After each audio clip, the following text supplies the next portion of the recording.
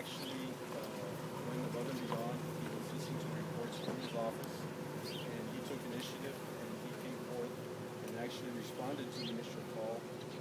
He then was at the scene here and was able to report in terms of the activity that was going on here.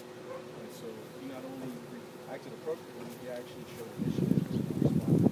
We have reviewed the information regarding this incident, and at this point, we find no wrongdoing on his part. The chief has been here approximately about a year,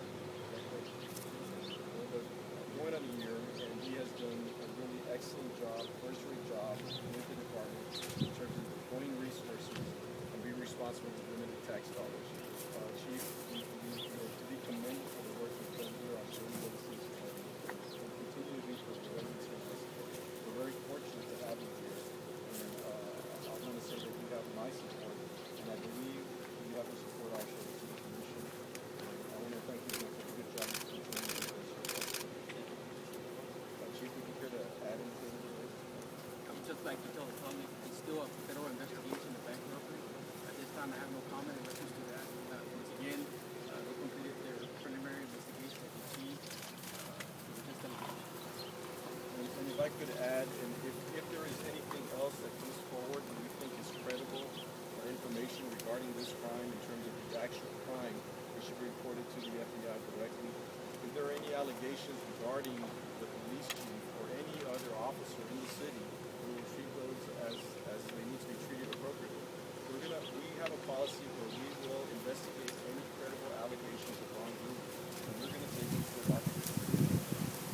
We also want to assure the members of the current police department that there is no retaliation, and we do not tolerate anything along those lines. So people should be free and confident that there's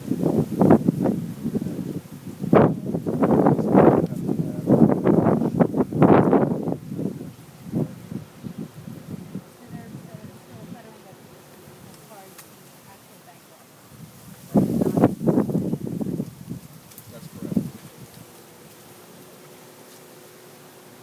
Any other questions regarding this issue? Okay. I also have an announcement that we're going to release. I think has a statement. We're in the process of negotiating a couple of labor contracts. As you know, the city of Weslaco is unionized with police and fire. We have had what we consider very public, comments about the mayor and the city commissioner of Weslaco. Those comments are actually very disrespectful at best. It's very disappointing to see that those comments have been used by other people. Don't walk me Some of the members of the union have basically gone out of line. I'm at the point where we've worked closely with them. This community has continued to invest closely in police and fire over the years. The unions started a generation ago.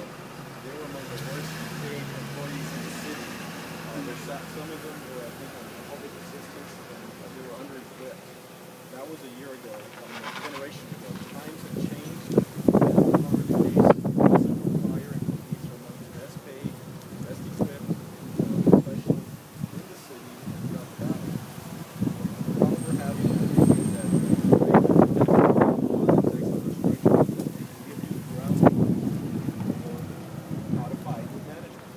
And I think we've reached a point where I think it's time that this community consider repealing collective bargaining for Weslaco.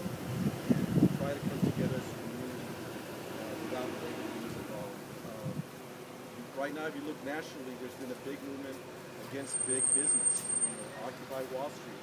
And I think people have certainly had enough. They're fed up with all these crazy fees, and that's understandable. I think we need to, as a country, get control of our spending. I think big government is out of control also. We cannot continue to spend the way we spend. By the same token, big labor also needs to be reined in. We've had issues with Wisconsin, where labor unions have taken a lot from state coffers. We're certainly experiencing that here in Weslaco in terms of the biggest expenditure for the city is public safety.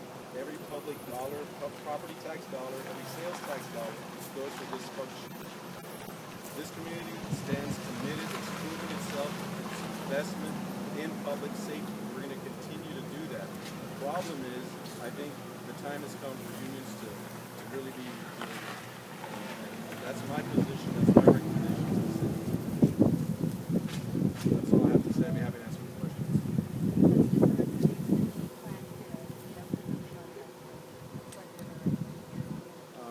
I'll be talking to the mayor and the commission about that in the coming weeks. This will require a vote of the public to repeal.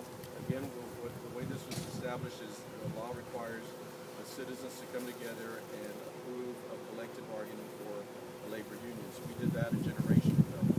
We would have to go through a similar process to repeal that process. Yeah, there is a minimum threshold, and we're looking at all those issues in terms of the process. Let me just add that, and we're here because of the credit union, but we're also here in the barrio. This Weslaco is not an affluent community like Music Valley. And, the average income here is about $31,000 a year. Starting salary for teachers is about $34,000 a year. That's after a 4-year education with certification. The starting salary for a firefighter in Weslaco is about $38,000 a year. No college, you get your certification. It's a good job. This city council, this community, gave a 3% raise 2 years ago. We gave a 2% raise this past year. And so we have invested in terms of raises. The rest of the employees didn't get anything. I haven't gotten any raises either. But they've gotten 2 raises over 2 years in the worst economic generations. We have also taken ahead employees across the board have had their retirement reduced from 2-to-1 contributions to 1-to-1. The fire union has not had to go through that because they have a separate pension program which the fire actually has control in terms of those contributions. So they did help harvest. In actuality, we increased it a little bit. They voted to increase the retirement. Again, we continue to invest. They're help harvest, and yet we have this sort of activity. I want to make sure that people understand that the mayor and the city commission, they were elected by this community. They represent this community, good, bad, or in between. They are the voice of the people. To make those statements so publicly is at best disrespectful, and I think it's really out of line. And so I'm really disappointed in seeing that. I think the time has come to really look behind the badge, behind the uniform, and take a look at what we get for our money.